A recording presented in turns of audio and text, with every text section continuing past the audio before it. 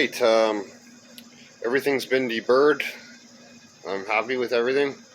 If anyone wants a cheap little die grinder for, occasional use, this one will fit the bill. I've got about 5 hours on it, and it never skipped a beat. If it's something you do every day, obviously you want to get a name brand one, like a Makita or something. But no, I really like it for what I have used it for, and the amount I'm going to use it. They're like $60, so nothing wrong with that. And I like the chuck on it. It's got a chuck like a drill, and it beats using those goofy wrenches that you lose all the time. But yeah, I honed this puppy today. I honed out all the lifter holes. It's not really necessary too much on these motors because it's a roller motor, so they don't rotate. But if you got a flat tappet motor, you definitely want to get them cleaned up, because if the lifter binds on anything and doesn't rotate, kiss your cam goodbye. But no, I honed everything out. We're using cast rings, so with cast rings you want a 220 grit hone stone. They're not all equal either. I think mine's a Lyle's, if that's how you say it. I would recommend that. I wouldn't buy a cheap hone and cheap stones, because the stones are just shit. They just disintegrate.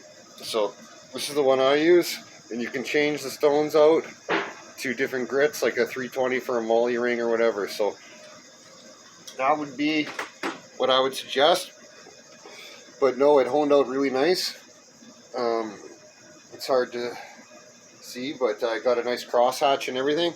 And honing is exactly what it is. It's honing. It's not boring. So if you have bad cylinders, you'd be better off just giving it a light to medium hone and slap it together with cast rings and call it good.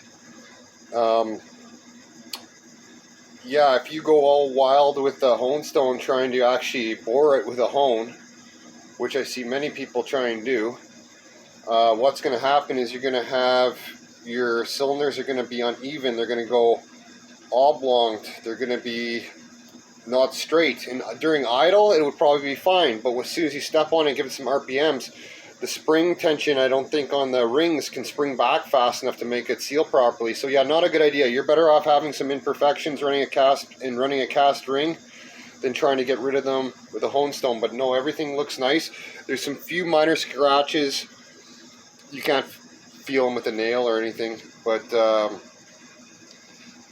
they're from skirts dragging. But no, not a big deal at all. Sometimes you'll have, or usually you see a dark spot here that the hone didn't really touch it. And the reason that is because when it fires, it blows the ring out and it puts a lot of pressure, so you always kind of get a deeper spot there. But this one is good. It's good enough for the girls we go with. So no, pretty happy. I use ATF for honing. That would be my #1 pick, unless you have honing fluid, but I don't think any of us kind of guys do. But ATF is my #1. If you don't have ATF, I would use diesel or kerosene, but I would not use gasoline. You want oil, you don't want a solvent. Think of it like a cutting fluid. You don't want a solvent, that's for sure. Like I say, it's pretty much to deglaze and take out minor imperfections. But I watched a good video on Ed's machine, I think yesterday, on kind of surfacing a deck for just a gasket finish.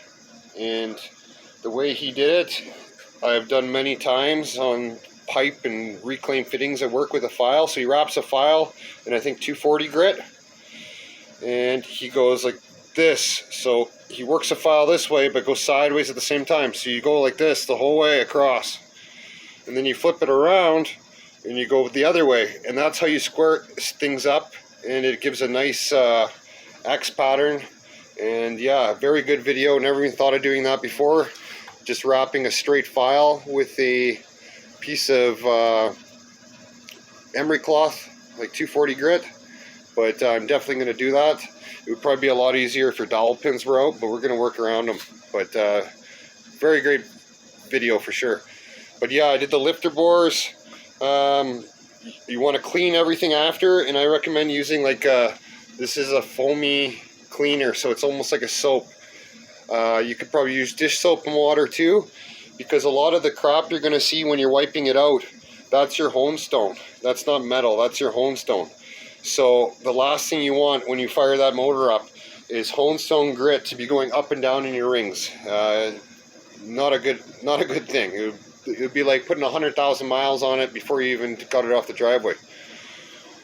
But yeah, looking pretty good. I'm happy with everything. It's pretty much ready for a wash now, so maybe I'll get her out to the car wash this weekend, get it washed, and then I'm going to spray everything down with WD-40 immediately because I don't want these rusting. And I wipe SDP on all my cylinders once they're clean, just because it leaves a film on and it stays and it does not rust. But yeah, when you're honing, you want to have a variable speed drill, and you want to have it so you have a nice crosshatch. So you want to kind of have it your arm going up and down and the drill time together. It's just something you got to learn to do. Cast rings are quite forgiving, so I'd recommend using them, especially if it's your first time. But yeah, nothing wrong with that.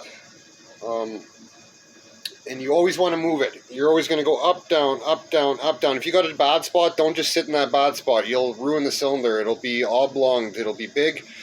And if it's so bad, like if it's a real bad motor and you can't afford to get it done properly, if you decide to bore it 10 over and use a 10 over ring kind of thing, make sure you get your pistons knurled. Otherwise, they're going to be rocking in the cylinders like crazy, and the skirts are going to be wearing the walls out and breaking off, and the engine's going to sound like a diesel when it starts, especially when cold. It's going to really rattle. So if you do a 1950s style rebuild, get the skirts knurled for sure. And yeah, no, I've honed quite a few motors, and yeah, this one turned out very nice. It was very good to begin with. I just pretty much deglazed it and put a little more aggressive hone on it for cast rings. But some of my viewers gave me some tips on cleaning the pistons. First Responder Garage said use diesel or gasoline, and I'd imagine that work. Another fella said use mineral spirits or lacquer thinner. I'm probably going to use lacquer thinner. I think it's a little stronger. So I'll pick up some lacquer thinner in some kind of Tupperware container and let them soak. And that'll be that. I know a lot of people talk about this seafoam shit. And honestly, I think that stuff is snake oil to the full extent of the word. I've seen the MSDS sheets on it and what it's broken down, and it's pretty much methyl hydrate, so just alcohol. No, sorry, it's isopropyl alcohol, which is just ethanol alcohol. That's 2 parts, I believe.